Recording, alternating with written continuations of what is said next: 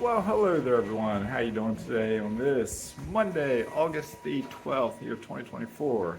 Yeah, it's a fantastic Monday, magical Monday. Yeah. Anyway, hopefully doing outstanding. So here's the question of the day. Do you live now or do you invest now?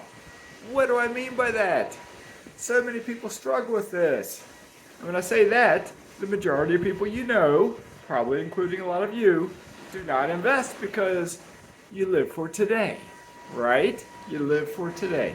Yes, we have to live for today.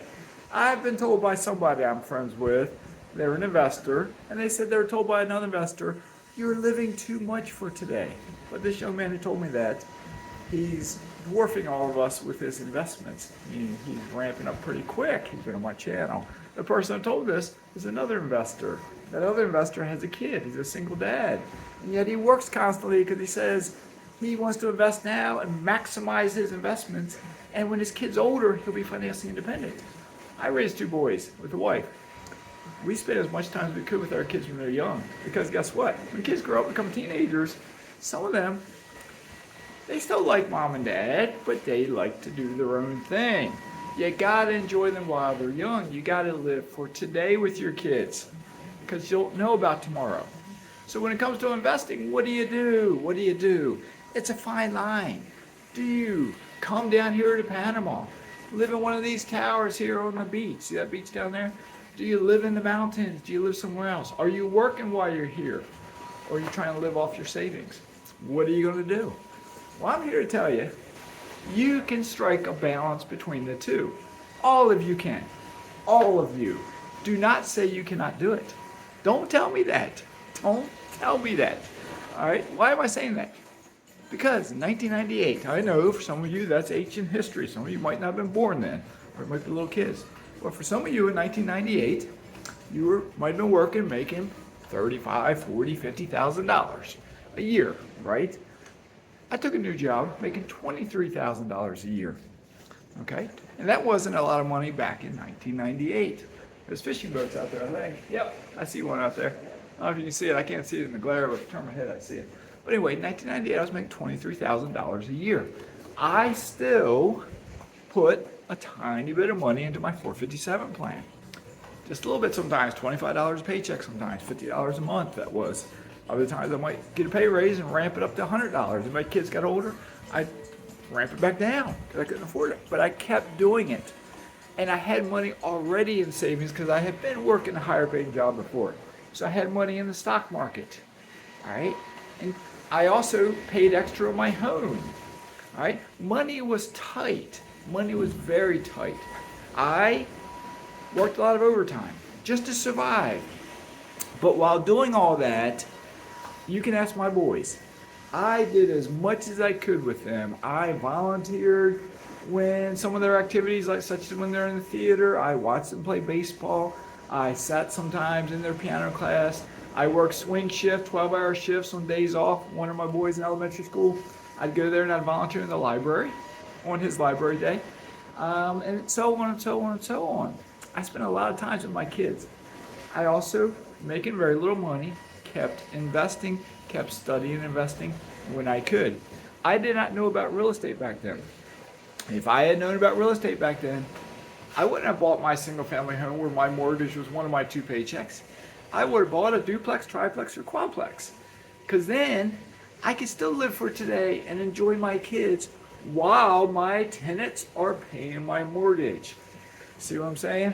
My tenants would be paying my mortgage.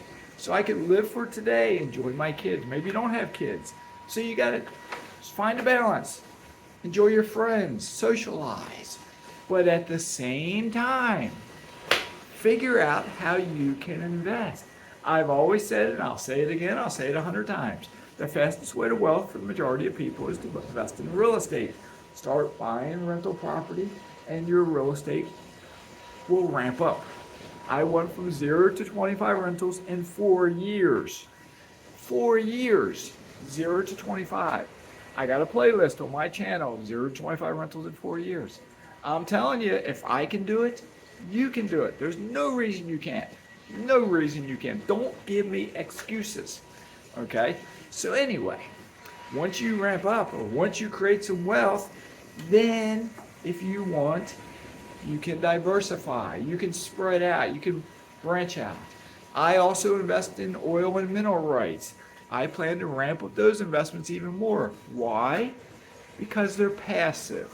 With real estate, you got to work. I don't want to work. I'm lazy, right? I don't want to work. With real estate, even if you have property managers, you got to work. You got to deal with insurance companies because maybe they raise the rates and you shop around. You got to deal with mortgage companies. You got to deal with property managers. Maybe you self-manage. You got to deal with tenants. You got to do this, do that. You got to track your rent coming in. Why is this rent low this month? Was there a repair made? Whatever it might be. It's not passive. You will hear so many YouTubers who have real estate say, passive income, passive income. It's not passive. Mineral rights investing, oil investing, you can literally, with mineral rights, make a purchase. Now you got to be accredited. Look it up if you don't know what it means. You got to be accredited. But you can make an investment. Sit back. You can sit down. Let me sit down here. You can sit down. You can wait to get a little bit more money and make another purchase, another portfolio, another acre or two, right? And then after approximately 6 months, your revenue will start coming in. And it will start coming. And it may come for the rest of your life without you doing one single thing. Unless you want to do something. But maybe you keep buying more and you keep buying more.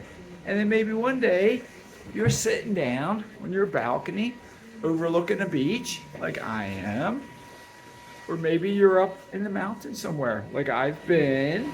Or maybe you're in a city somewhere as I've also been there. Or maybe you're on an airplane flying somewhere else as I do seems like kind of frequently.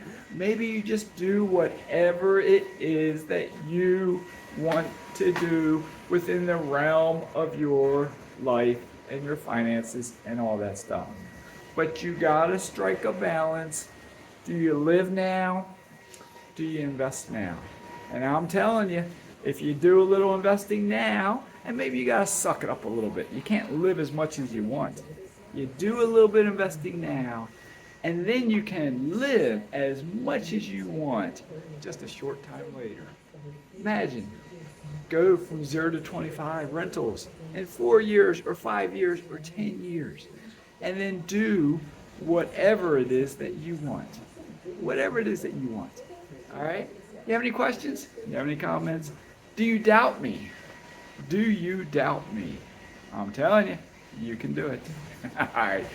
Have a great day. Mazskes signing out.